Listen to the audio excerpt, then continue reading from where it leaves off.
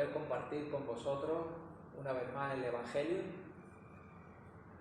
El leccionario nos lleva hoy a reflexionar sobre el texto que hemos leído de Mateo 16, que podría titularse ¿Quién decís que soy yo? El relato, tanto en Mateo como en su paralelo de Marcos, sitúan a Jesús y sus discípulos en la región de Cesarea de Filipo. Está situada a unos 30 kilómetros al norte del lago de Galilea, junto a una de las fuentes del río Jordán. La ciudad fue engrandecida por Herodes Filipo, quien en honor al César le puso Cesarea. Y para distinguirla de Cesarea del Mar, que es la que fundó su padre, Herodes el Grande, le puso Filipo, entonces es Cesarea de Filipo. Bien. Cesarea de Filipo era una ciudad de mayoría gentil, donde había un culto dedicado al dios Pan y un templo dedicado al César. Pues en este lugar, apartado de su Galilea natal, el Evangelio de Mateo recoge una declaración especial sobre quién es Jesús de Nazaret. Forma parte del proceso en el que Mateo va revelando a lo largo del Evangelio la identidad de Jesús. Así lo vemos desde el inicio, que en el mismo capítulo 1 del Evangelio dice María, de la cual nació Jesús, llamado el Cristo. A continuación, en el mismo capítulo, Mateo lo presenta con dos nombres que revelan su condición. Uno es Yehoshua, Jesús en griego, señalando que él salvará a su pueblo de sus pecados.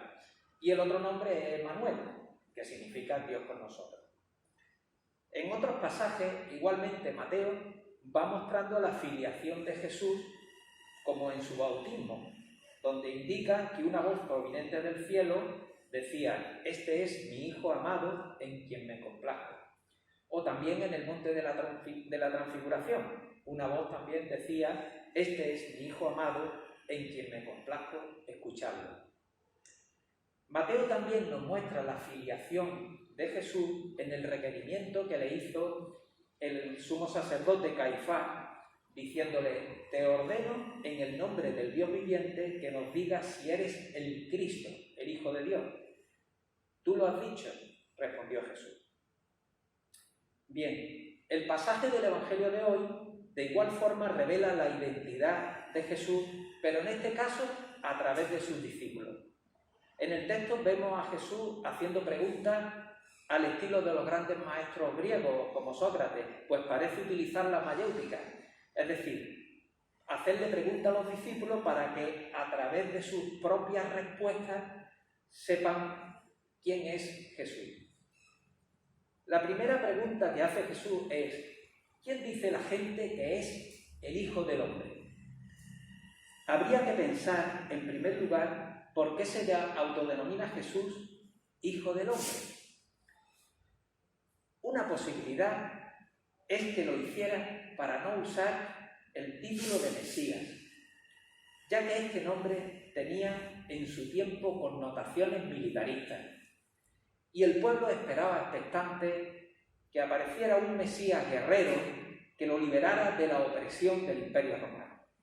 En cambio, usar el título Hijo del Hombre es una expresión menos ostensible que Mesías, aunque de forma velada también apunta en este sentido mesiánico, como indica el libro de Daniel en el capítulo 7, que dice: «Vi como un hijo de hombre venía entre las nubes del cielo, se acercó al venerable anciano y fue llevado a su presencia y se le dio autoridad, poder y majestad. Todos los pueblos, naciones y lenguas lo adoraron. Su dominio es un dominio eterno que no pasará y su reino jamás será destruido». Por otro lado, la visión que tenía Jesús de él era muy diferente a la de un Mesías guerrero. Él dijo de sí mismo: «El Hijo del Hombre no ha venido para ser servido, sino para servir y dar su vida en pago de la libertad de todos». Bueno, seguimos analizando el texto. Es interesante ver cómo interpretaban en aquel tiempo la figura del maestro de Galilea. A la pregunta de Jesús, ¿quién dice la gente que es el Hijo del Hombre?, le respondieron sus discípulos, unos que era Juan el Bautista, otros que Elías, otros que Jeremías o uno de los profetas. A nosotros nos puede sorprender que pensaran en personajes bíblicos fallecidos, y la mayoría cientos de años antes. Pero hemos de tener en cuenta que el modo de presentación del texto del Evangelio y los patrones de razonamiento en muchas ocasiones son diferentes a los nuestros, pues estamos ante una cultura semita, como otras veces hemos dicho. Así, referente al profeta Elías, estaba anunciado que vendría según el libro de Malaquías. En el capítulo 4 dice: mirad, voy a enviaros al profeta Elías antes que llegue el día del Señor. Jesús explicó a sus discípulos el anuncio de esta profecía cuando le preguntaron: ¿por qué dicen los maestros de la ley que Elías tiene que venir primero? Contestó Jesús: es cierto que Elías ha de venir y que ha de poner todas las cosas en orden. Sin embargo, yo os digo que Elías ya vino, pero ellos no le reconocieron, sino que hicieron con él cuanto quisieron. De la misma manera va a sufrir a manos de ellos el Hijo del Hombre. Entonces comprendieron los discípulos que Jesús les estaba hablando de Juan el Bautista. Es decir, la cuestión no es un tema de reencarnación o de algo parecido, sino de personas que desempeñan una misión anunciada y tienen como signo de autoridad la de los grandes personajes bíblicos. Hoy en día, ante la pregunta ¿quién dice la gente que es el Hijo del Hombre?, igual que hace 2000 años, las respuestas son múltiples. La figura de Jesús se ha estudiado y se continúa estudiando desde diferentes puntos de vista, ya sea secular o religioso, con interés como profeta, como sanador, como reivindicador social, como agente inclusivo. Se hacen investigaciones intentando recuperar la imagen histórica de Jesús y su ipsísima vox, es decir, llegar a las auténticas palabras dichas por su boca. Se escriben libros hablando de él, del contexto histórico, cultural, social de la Palestina de aquella época. Y todo este esfuerzo expresa lógicamente el interés que despierta la persona de Jesús y su influencia en el mundo. Pero vamos a dejar ahora la primera pregunta y pasamos a la segunda, que es la que Jesús, utilizando la primera, fue un preámbulo para llegar a donde él quería llegar, que es hacerle la pregunta de ¿y vosotros quién decís que soy yo? Los discípulos llevaban viviendo con Jesús un tiempo, escuchándole hablar, viendo sus maneras, las obras que hacía, compartiendo el pan diario, y la respuesta no se hizo esperar. El más impulsivo del grupo, Pedro, contestó rápidamente, haciéndose eco de lo que responderían los demás: tú eres el Cristo, el Hijo del Dios viviente. Esta respuesta tiene implicaciones muy profundas. Cuando genuinamente se confiesa, viene del encuentro personal con Cristo, viene de la experiencia de fe del don de Dios. De ahí la expresión de Jesús: esto no te lo reveló ningún mortal, sino mi Padre que está en el cielo. Y estamos ante la pregunta de Jesús que trasciende el tiempo y nos interpela a cada uno personalmente y en todo momento. Bien, continuando con el texto del Evangelio, Mateo pone ahora en boca de Jesús una afirmación que ha sido y sigue siendo muy debatida en la actualidad. Yo te digo que tú eres Pedro, y sobre esta piedra edificaré mi iglesia, y las puertas del reino de la muerte no prevalecerán contra ella. Te daré las llaves del reino de los cielos. Todo lo que ates en la tierra quedará atado en el cielo, y todo lo que desates en la tierra quedará desatado en el cielo. De los 3 evangelios sinópticos, solo el de Mateo contiene esta declaración, mientras Marco y Lucas terminan con la proclamación de Pedro sobre la identidad de Jesús. Dice en su libro La religión de Jesús el sacerdote, teólogo y biblista José María Castillo: el problema que se ha montado sobre este texto está en que Jesús habla aquí de la estabilidad de la Iglesia, edificada sobre la roca, no del poder sobre la Iglesia.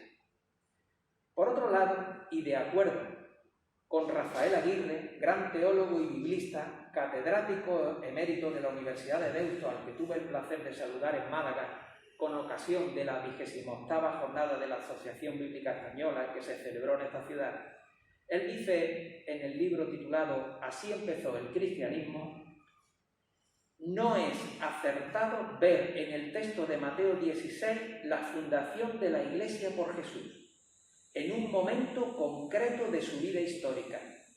En primer lugar, porque se dice construiré, y es decir, remite a un proceso y al futuro. Pero sobre todo, porque según la mayoría de los estudiosos se trata de un texto post-pascual. Continúa diciendo: Jesús no pretendió fundar una institución religiosa al margen de Israel. Tampoco pretendió reclutar un grupo de elegidos o puros que se separasen del resto del pueblo, como hicieron los de Qumran. De entre sus discípulos, Jesús estableció un grupo de 12 como signo profético de su voluntad de congregar al Israel escatológico. Es decir, para este biblista, y que conste que también es un sacerdote católico, el texto es una proclamación post-pascual de los primeros cristianos después de la resurrección de Jesús. Entonces, ¿qué quiere expresar el Evangelio de Mateo con esta proclamación? ¿No será que está declarando que sobre la persona de Jesús, el ungido de Dios, se fundamenta la Iglesia al reconocerlo como el Hijo del Dios viviente? Así pues, el fundamento es y solo es Cristo mismo. Por eso el teólogo Gerald Loffin dice: el problema no es si Jesús fundó la Iglesia, sino si la Iglesia está fundada en Jesús. Ahora bien, decir que la Iglesia se fundamenta en Jesús no puede concretarse solo en una doctrina muy bien elaborada y una liturgia correctamente organizada. La Iglesia se debe fundamentar en el seguimiento a Jesús de Nazaret.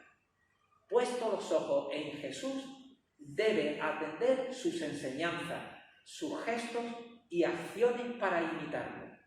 Su espíritu anima y guía en este sentido. Continúa el texto diciendo que la Iglesia de Jesús prevalecerá y saldrá victoriosa sobre el poder del Hades, en hebreo el Seol, es decir, saldrá victoriosa sobre el poder de la muerte. La potestad del resucitado es superior a ella. Como dice el apóstol Pablo en 1 Corintios 15, la muerte ha sido devorada por la victoria. ¿Dónde está, oh muerte, tu victoria? ¿Dónde está, oh muerte, tu aguijón?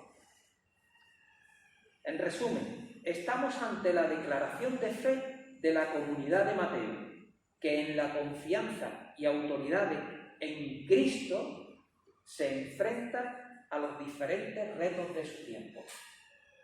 Hoy, esta declaración de fe está en vigor y nosotros, como iglesia local, como misión, nos sumamos a esta proclamación y confesamos igualmente que Jesús de Nazaret es el ungido de Dios, el Hijo de Dios vivo, que está sobre todas las cosas, sobre todos los poderes de este mundo, incluida la muerte que ha sido vencida con su resurrección. Ahora bien, no estamos solo ante una proclamación colectiva, estamos también, como dije al principio, ante una pregunta que Jesús de Jesús que trasciende el tiempo y nos interpela a cada uno personalmente y en todo momento. ¿Quién decís que soy yo? Y llegado a este punto, antes de responder, ¿qué vemos en Jesús de Nazaret? ¿Qué Dios nos muestra? Jesús nos habla del reino de Dios que viene y se hace presente. El reino es Dios, que viene a nuestro encuentro. Jesús nos habla del reino y ante el misterio de la vida nos da una auténtica buena noticia. Está llena de esperanza y de paz. Shalom. Dios está con y por el hombre y sobre todo es bueno. En el Dios de Jesús de Nazaret se puede descansar confiado. No hay condenación en su boca, sí perdón. Hay vida, hay liberación, hay presente y futuro. Hay paz en el corazón, no hay miedo, no hay angustia, sí seguridad. En Jesús de Nazaret descubrimos a Dios encarnado, pudiéndole observar con sus gestos, sus palabras, sus enseñanzas, su ánimo, su humanidad. Lo vemos haciendo el bien y sanando. Se muestra como un padre lleno de compasión que se desvive por abrazar y recuperar a sus hijos. El Dios de Jesús ama incondicionalmente y nos invita a un encuentro de alegría, de compasión, de amor sin reproche. Para Jesús lo más importante son las personas, antes que la religión. En Jesús vemos a Dios dándolo todo por el ser humano. El Dios de Jesús está preocupado por los más desfavorecidos. No es un Dios ajeno al dolor. Le importa la salud de las personas, el sustento, el bienestar. Está interesado por las relaciones interpersonales entre sus criaturas, con el perdón como método reparador. Llega a identificarse tanto con el hombre que lo que nos hacemos entre nosotros, a él se lo hacemos. No debemos aceptar doctrinas que impidan decir Dios es bueno. Él no manda males a nadie. En Jesús vemos a Dios curando, liberando a los oprimidos, tratando al hombre y a la mujer con la dignidad de sus hijos. Dios es bueno y son auténticas buenas noticias las que nos trae Jesús. Esas genuinas noticias podemos compartirlas con nuestro prójimo y además, cuando se hace, un gozo especial corre por todo nuestro interior. Por todo lo mencionado y por mucho más, sin miedo, con libertad, desde lo profundo de nuestro ser, cada uno decidirá si le dice a Jesús de Nazaret: tú eres el Cristo, el Hijo del Dios vivo. Que así sea. Voy a hacer una pequeña oración.